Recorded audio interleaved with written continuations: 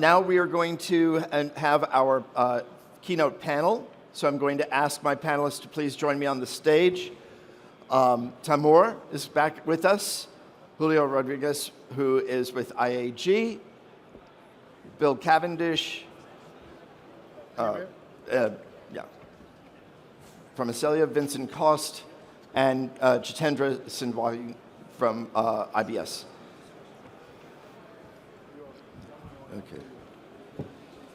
Okay. So we're here to talk about the future of offer and order, Gen AI and loyalty in the new world of modern retailing. And I think what's interesting is we're talking about the future of offer order. We haven't even gotten to offer order yet. We are working on it, have been working on it for a long time. So I'd like to just start with this. We have seen a lot of industry consolidation that has taken place among airlines and vendors. How does this affect the ability of airlines to become retailers? Is it helpful in ways? Is it a hindrance? How do we see this happening? Julio, yeah, I can take that one. If you take a step back, the industry has two strategic long-term challenges and opportunities. One is sustainability and how we decarbonize the industry, and the other one is retailing and how we become truly customer-centric. Both sustainability and retailing requires money, time, efforts. So 10 years ago is when, the two of us, certainly, Lufthansa and IAG and a few other ones, started this journey. When you think about, why has it taken that long, it is because the ecosystem is really complex and there are lots of players. And I would say, if you're an airline and you haven't started the journey, you better start, because it's basically the performance gap you're going to have with airlines that have started that journey and actually already seeing the results is going to be increasing, and that, from my perspective, is going to drive even more consolidation. Now, consolidation, on the other hand, is good because it helps us. It's as an industry, it's going to help us to invest easier and faster and make the transition faster to both decarbonizing but also becoming true retailers. So I would say both retailing and sustainability are going to drive more consolidation, and consolidation is good in order to shorten the transition. Tamur, yeah. Yeah, maybe to add on this, when you mean consolidation in the airline side, in Europe now, the top 5 airlines have around 62% of the market. In the US, it's around 80%. So still a gap, and we believe, like Julio said, that the consolidation that happens in Europe, now let's refer to Europe, is good for the industry. I think we need some more consolidation there. But that also increases, of course, the need to work on the retailing side even more, because you bring various carriers together who might, again, have different systems. So that increases the need for modern air retailing. On the other side, when you look at the ecosystem, there has been quite a consolidated, if you look at the tech partner side, there was a consolidated system so far, and I think there more competition will help, and the move towards the new offers and orders world for sure increases now, because there are a couple of players now. Jitendra is one of them here now, and the other colleagues probably also in the room are now competing for this new world, being the tech partners for the airlines. And I think that is something that's only helpful as well, that we see now that the train has left the station and now takes on speed. We're not yet there, you're right, but that helps.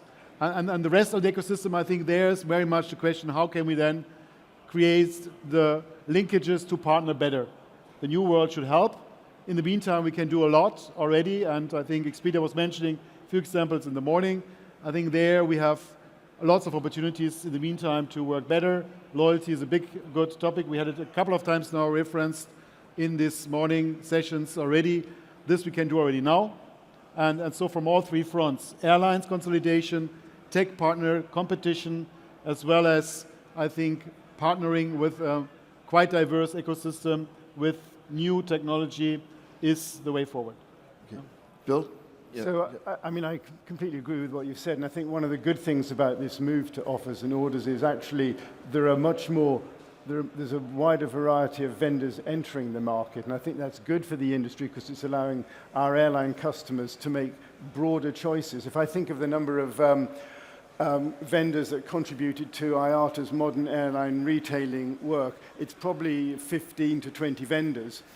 10 years ago, a similar piece of work probably would have had just 3 vendors. So there's more choice out there, and that forces us as vendors to be better. It forces us to be more modular, and the benefits to organizations like the Lufthansa Group and IAG is they've got a broader choice of who they can work with to pick the right technologies for their business model. Jimpy, do you have? Yeah. I think you can look at it from multiple perspectives, but if you just put customer in the center and see how you're going to serve the customer better, I think all the clear directions align to only one thing, that you need to change and become a lot more modern retailer, than what you have been in the past. And I spent a lot of time outside of the airline industry. I've spent a lot of time with the telecom industry, and I saw the similar shift happening in that industry in the past as well. So I think clearly the trend is in that direction. It all depends on how airlines find that path, which is going to work for them from 2 perspectives. 1, how they can serve the customer better, and 2, how can they make a business case for them to actually monetize it better. I think those are the 2 important parts. If they can align that, the case for this direction is very, very clear for everyone. Okay. Vincent, did you want to?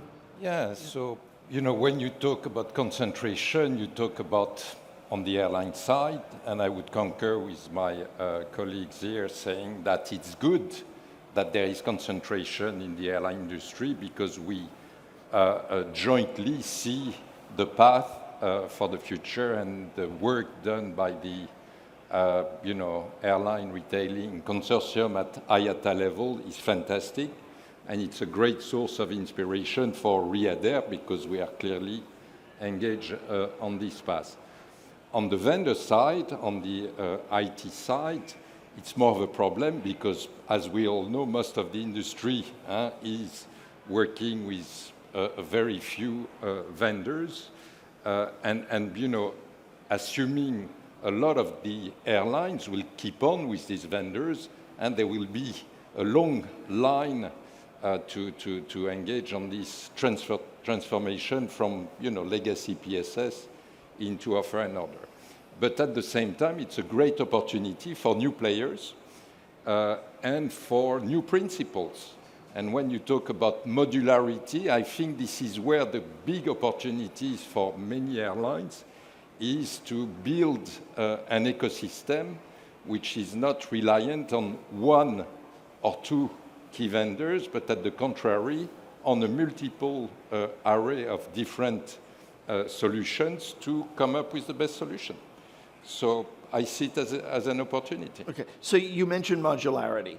Are the vendors, including Accelya and IBS, but others as well, in your opinion, are they rising to the challenge? Are they developing the products you need or will need to help you become the retailers? So the answer would be it depends of the vendors. Obviously, some vendors, based on history, will tend to, want you to choose the end-to-end solution, and they have a strong rationale behind it because it's their ecosystem, end-to-end, it works, it's solid, and it's fine. But we found in our ecosystem, and we have not yet announced our vendors, we'll do that shortly, partners who are completely open to modularity. And in fact, we'll have a separate order management, offer management, DCS, revenue accounting, and we found best-in-class vendors that allow us to have this modular approach at the center of our IT ecosystem. So that's fantastic. Right. And I think it's worth pointing out, you have the advantage of being a greenfield airline. I mean, you are a completely new airline. You are coming, you are going to start when we are solidly on our way into becoming a retailing-based business. Yep. Do you think that is helping or slowing down the launch of the airline? I mean, it's good and bad, right? a few years ago, you would have just had a PSS and that would have been it. Yeah, yeah. But now, do you have Well, to? Is it listen, taking longer to get that going? I think we started early enough. Most of us, I mean, the core team was there 2 years ago. So it's, of course, if we would have gone legacy, it would have been maybe faster, but we are perfectly within our timelines when it comes to start of sales early 25 and start of flying mid 25. But we had a very simple choice 2 years ago when he took that decision. Are we going to be the last legacy airline in commercial aviation or the first one in the new world, right? Because if we would have gone the comfortable way, we would have a PSS, we would have all the fundamentals, but then we would have to start our transformation within 1 or 2 years. So what's the point? Why not take advantage of being a startup? We start with a few aircraft next year, so there is not such a huge risk compared to a big group that has to transform and with millions of passengers. And we decided to go straight into the new world. Data is very critical to the success of retailing. And I'm just curious, what do airlines need to do to ensure that they have the data they need, that they capture the data they need, that they are able to use that data in the ways they need to become the retailers that they would like to be?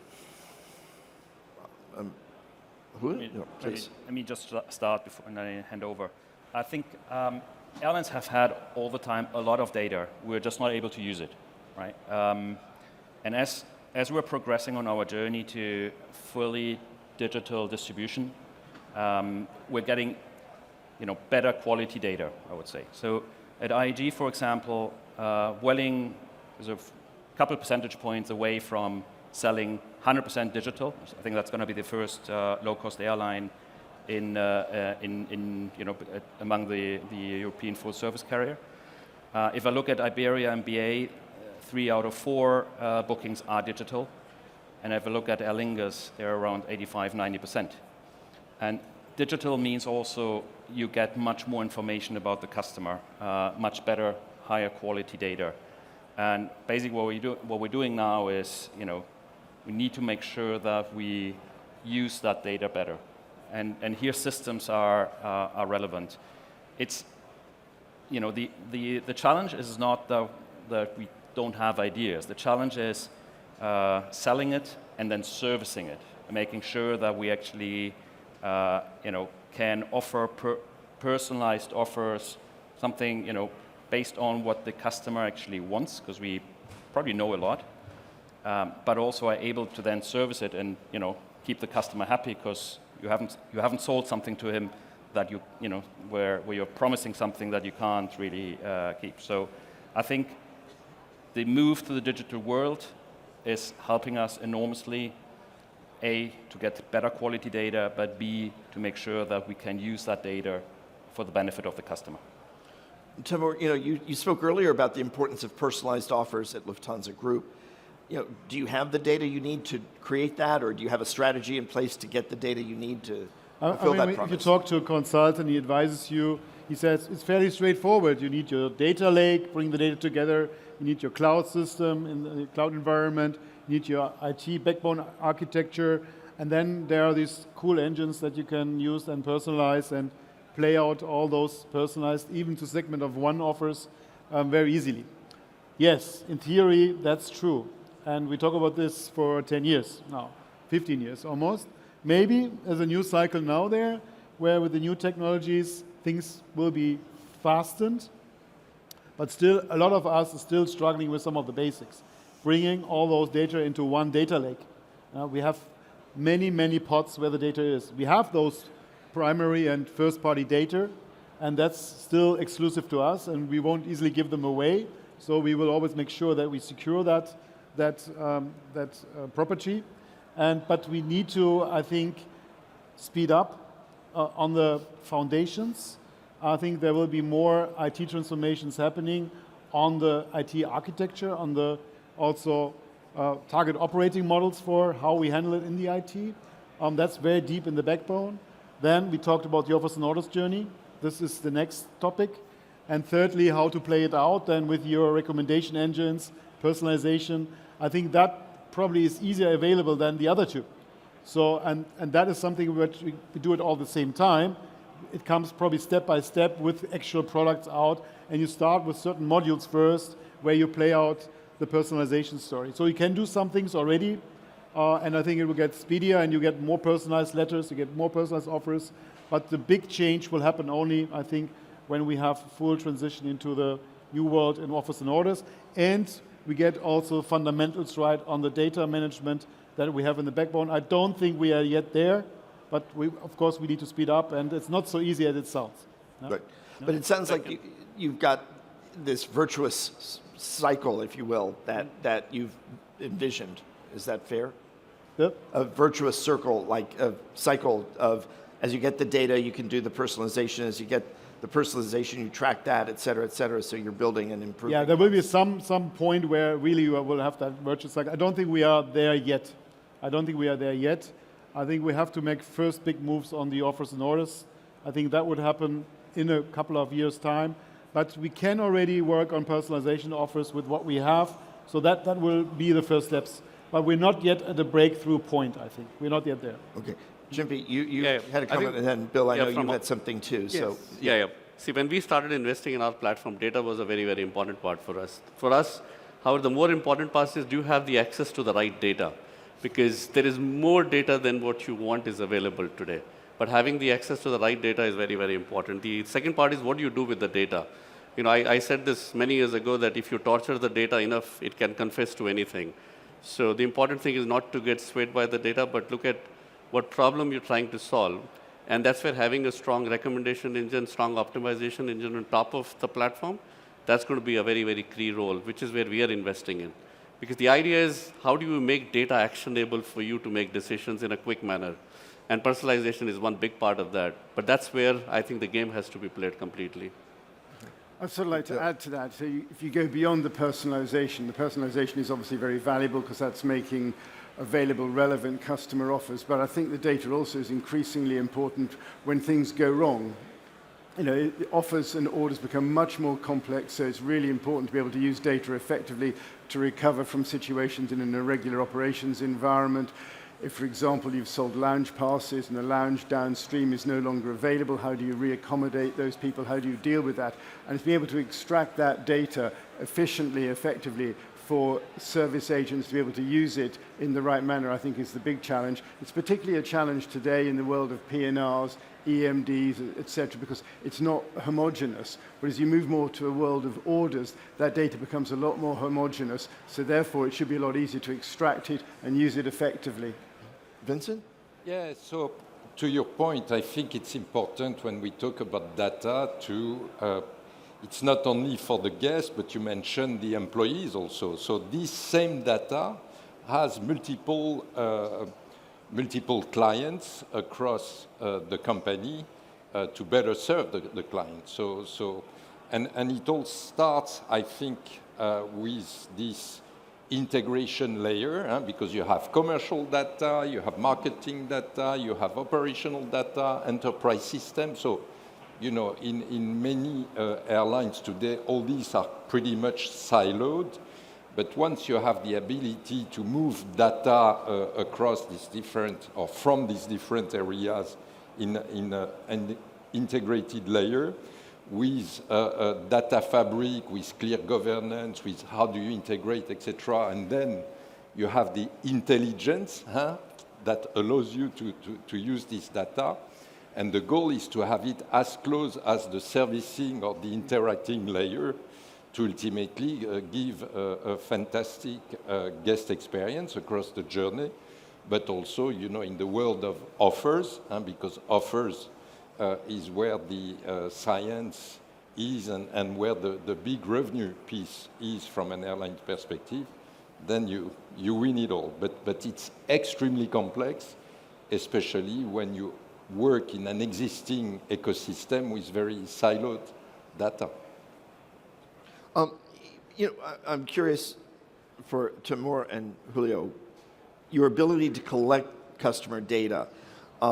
Obviously, there are regulations, GDPR and their equivalents elsewhere.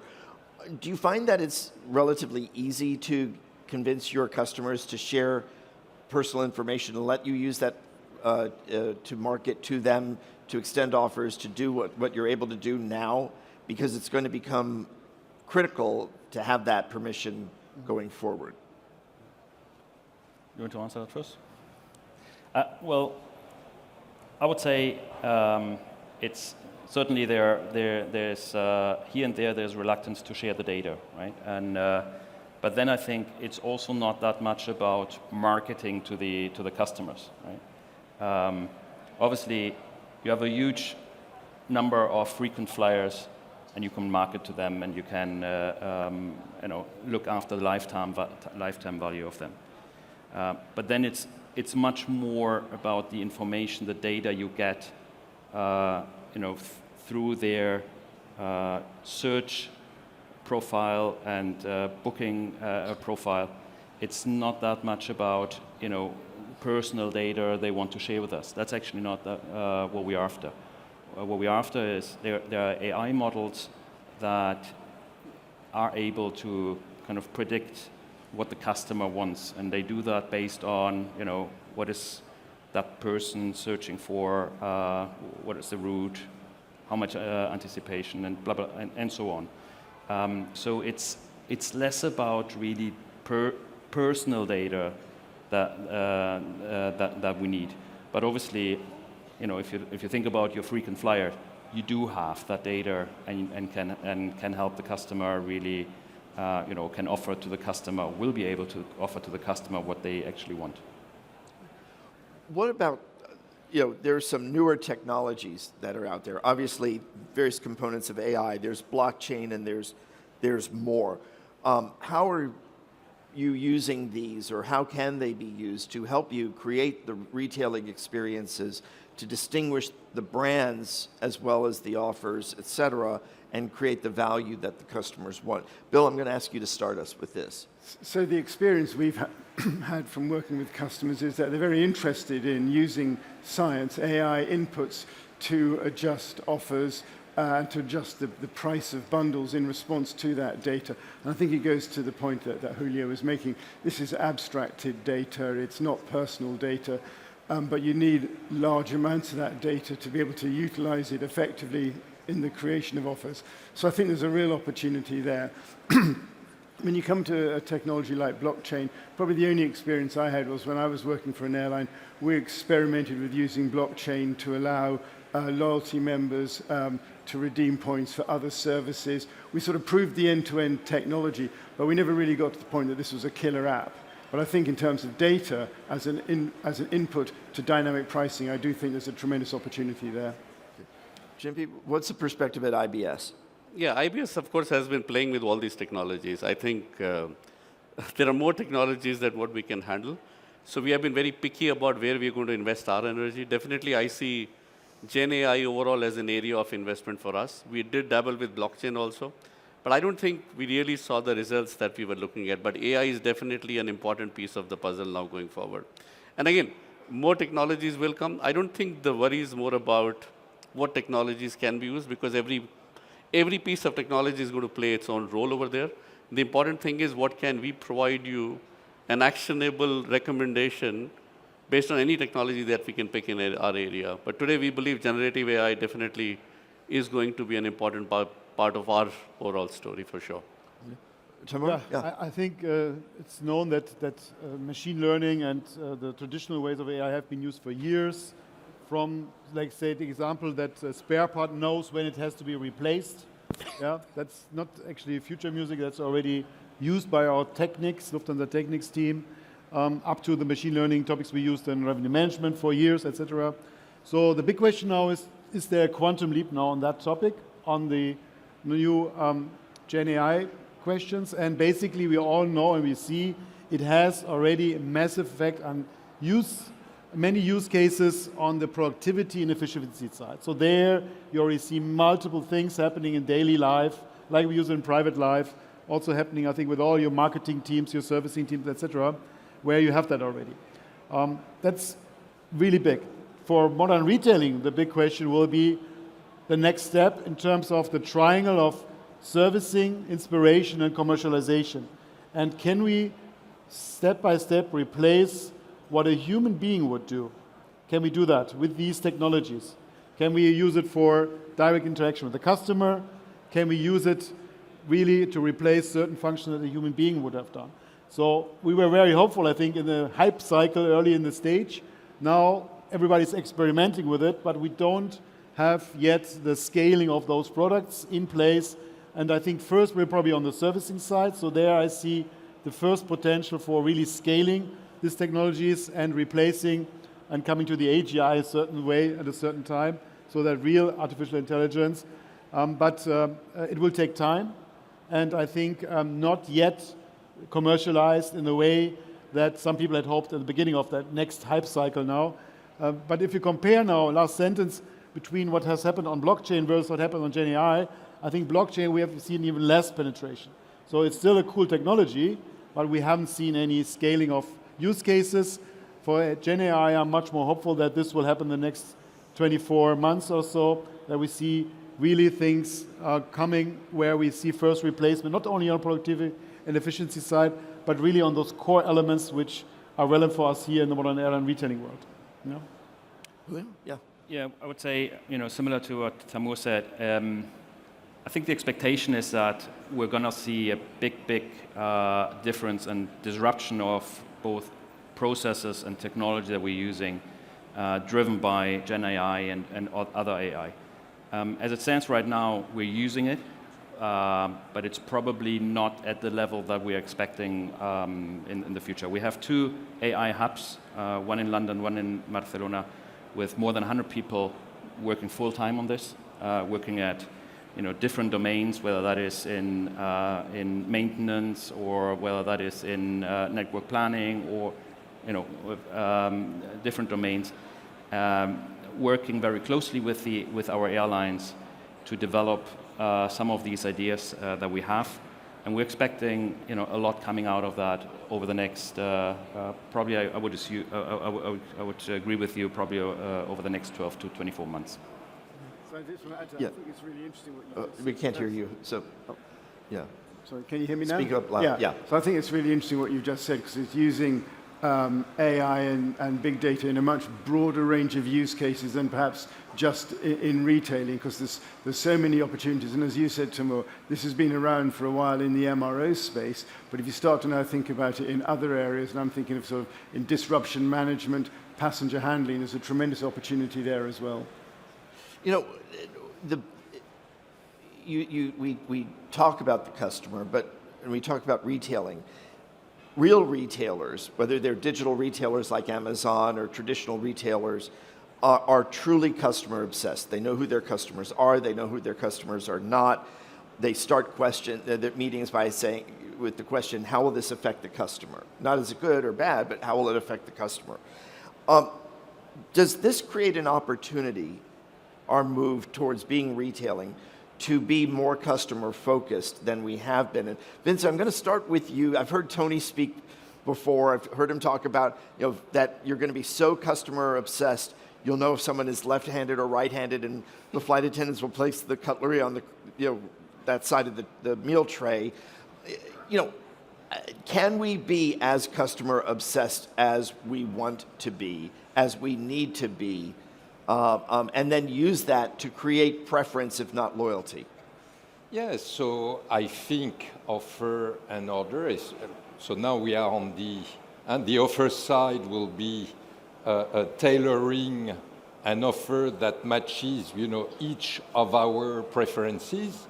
So, I mean, going back to AI, that will be very critical, especially if as retailers we have multiple, not only airline product, but third-party products. So think about, my preferences when I travel. I always want a window seat. If I can have a fast track at the airport, even if I fly in economy, I'm very happy to pay for it. So over time, I expect the airline to give me exactly this bundle that I'm always asking when I book a ticket, right? So On the servicing side, so on the delivery, on the other side, it's very interesting to have the capabilities to allow the guest or the customer to service himself. Self-servicing is critical for many of us. I don't want to spend time to contact a contact center. I don't want to have to wait in line at an airport. I want to have on my phone all the options I have in case of disruptions. Similarly, as I travel, I want to have offers to be proposed to me at each step of the guest journey. Again, I'm very happy to have a fast track. If I see a long line, I want to be recognized, and I want this to be proposed to me. And this new world allows all this together with a shopping cart that allows you to add, cancel, think about you are on Amazon and you want to fly with your family and your wife is not flying the same day as you, or you want to fly in business and your kids in economy. All this now is in one order. So you don't have to do end-to-end bookings for each of the routines that you have with you and your family. So we are talking about something that is completely new, and we'll discuss about loyalty a little after. It's very critical to have a repository with all the guest preferences, so hence Tony Douglas talking about left-handed, right-handed, because the crew on board will have this information which will allow them to switch your fork and knife based on your profile. So there is, the sky is the limit when it comes to use cases linked to personalization. Right, but for an airline the size, let's say, of a Lufthansa, just Lufthansa alone, or British Airways alone, or you say we all want to be recognized, and we do. But that's a challenge at the scale that airlines operate at. So, let's talk about this. The reality of recognition is not going to be easy. It's a great goal to have, so how do we do that? Yeah, well, first of all, I think if you compare us to other industries, are we as customer obsessed, to take your words, as the hospitality industry? We are in the service industry, but we are also often very much thinking in metal. And we're thinking in backbone. We talked this morning a lot about reforming the backbone in the interest of the customer, but we have to take those production logics, first of all, into account, because we have a reality we have to face, and we have to reform, as we mentioned. At the same time, when we do that now, and every product, every service we will bring to the customer, to the market, we need to check each and every time, does this fit in the journey of the customer to his expectations? Do we have in each and every member of your team who's working on those products always that view that we check it for the production side, but we also check it for the customer side, and we have that microscope view in there every time. And I think that is something we have not established everywhere in every part of our companies as airlines, but that's something we have to do more. And so you have to combine these two worlds. It's not just being customer obsessed. That's easy said. That's when you start greenfield from a, let's say, startup company, you can do that. But from our side, it's basically bringing that filter in every time you bring a new product out in the market. And that's also the question of the composition of your teams. Who is in your team? Do you have the right people who have that view, have that angle? Maybe you bring that expertise from other industries into your team, into the aviation industry. Something that we can do more, and we have too few people from hospitality to take that example in our teams. I think we need to mingle there more with those people as well. There we learn a lot from others rather than from our own industry. Yeah. Bill, it looks like you had a comment, and then Chimpy. So I was thinking when you were saying that, I think it's our responsibility as suppliers to organizations like yourselves is to facilitate that with the capabilities, be they modular or however, so that you can use them in a way that best suits your business model. Because, Vincent, your approach to customer centricity may not be exactly the same as the next airlines, but in all these cases, you're going to want technologies that you can use to meet your business objectives. And I very much see that as the obligation that vendors such as ourselves have to the airlines. Yeah, if you remember, Julio. I started my argument with the fact that for every airline, the customer at the center of the universe is going to be the starting point. Once you do that, you need to really pick how you're going to serve them. And depending on the kind of airline you are, that will determine the course of action for you. So there is no one solution fit for everyone. But the important part is, and going back to 80-20 rule, don't try to solve all the problems, Look at the ones that are going to impact your customer experience the most, and then work backwards from there. But to your point about technology, the combination of their past consumer behavior, past purchasing behavior, their flying experience, and the loyalty part. And we are in a very unique position, IBS as an organization, where we bring the modern retailing as well as loyalty platform together. We believe the combination of those two clearly gives you an absolute ability to create an amazing customer experience. But I would not call it obsession. I think a strong customer centricity is better than just an obsession, because you need to really pick your battles over there. Julio, Yeah, maybe just a bit on customer centricity or obsession. I think we're all obsessed with the customer, and I think Glenn Morgan told me actually a lot about this. I think, it's not that we are better people now than the ones that were here 10 years ago or 20 years ago, but we, I think, understand now that customer centricity drives loyalty, and loyalty drives money, right? If I look at, if I think about Roger told us that between direct channel and Edifact channel, so the customers that book via one or the other channel, there's a difference of, I think he said, double-digit MPS, right? So customers book direct are happier. I think you can take that further.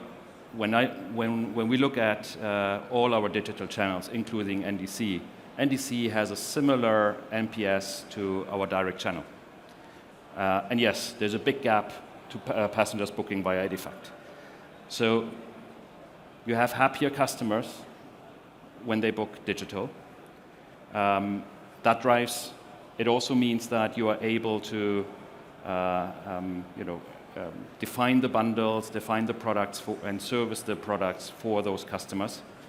That drives loyalty. I once talked to a corporate buyer, and he was one of the big consulting companies, and he told me, listen, for my consultants, on the way out, I don't need flexibility, I don't need lounge access, because they just arrive in the morning and they just fly, right?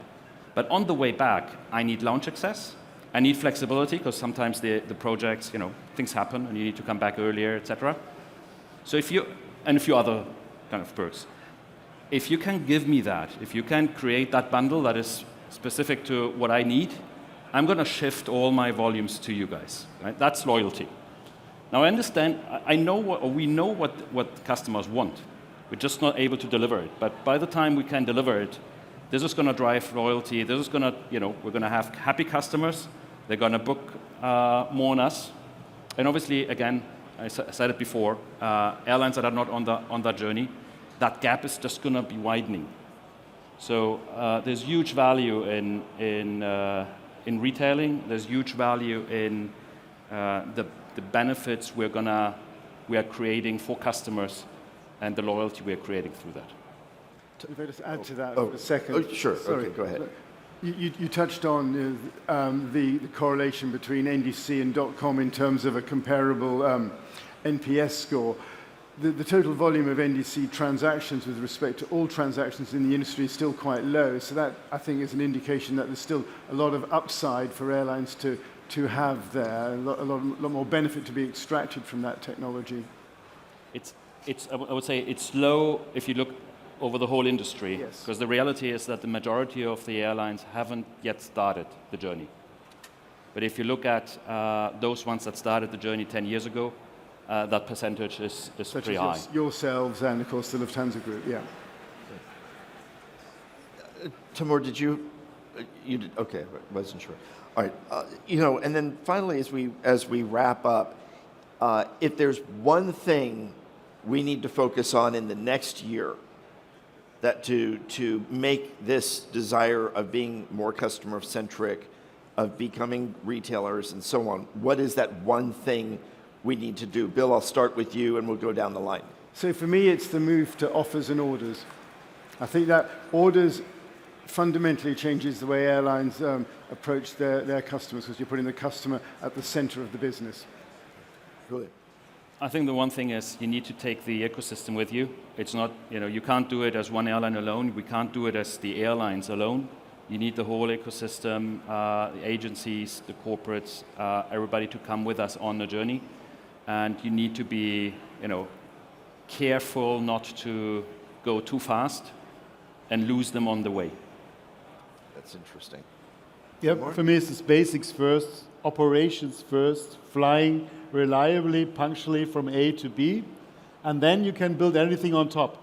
You can create nicest customer experiences in modern air and retailing, and of course offers and orders next year will be getting even more attention, but basics first, and then everything else comes. Be ready for the change. Sorry? Be ready for the change, because I think the problem is not with the technology, data, or customer centricity. The problem is about your willingness to change. So if you're ready to make the change happen, you'll find the path to make it happen. So I think the rest will fall in place. That's pretty interesting, because what you're saying is we're not an industry that handles change easily. Tamur's morning keynote very clearly said that, right?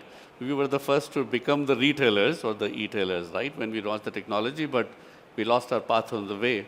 So clearly, I think it's the change management which is a bigger problem here than the technology. We have plenty of technology, data, customer centricity. I think we keep hearing about that. Are you willing to take the leap and make it happen? That's the most important part. Okay. Vincent. Well, for us, the path is pretty clear. Again, as I mentioned earlier, we had 2 years ago to take a decision. We decided to go pure offer order from day one, with obviously the ability to translate our offer order ecosystem into the legacy world of PNRs when we need to, etc. But we didn't want to be, again, the last legacy airline. We wanted to be the first in the offer and order world. And obviously, it's going to be a journey. So what you will see when we start selling in Q1 25, you will have the app. You will see how it works. We'll have a few third-party distribution partners, such as aggregators, such as meta-search, etc., because we will work closely with the ecosystem. But ultimately, starting from this ground will allow us to develop over time some very interesting use cases to put the guests at the center of our efforts. And, as you mentioned earlier, generate a higher NPS, generate more loyalty, and more revenue per passenger. Okay. That's the goal. Very good. Ladies and gentlemen, please join me in thanking our panel. Bill, Julio, Tamur, Jitendra, and Vincent. Thank you.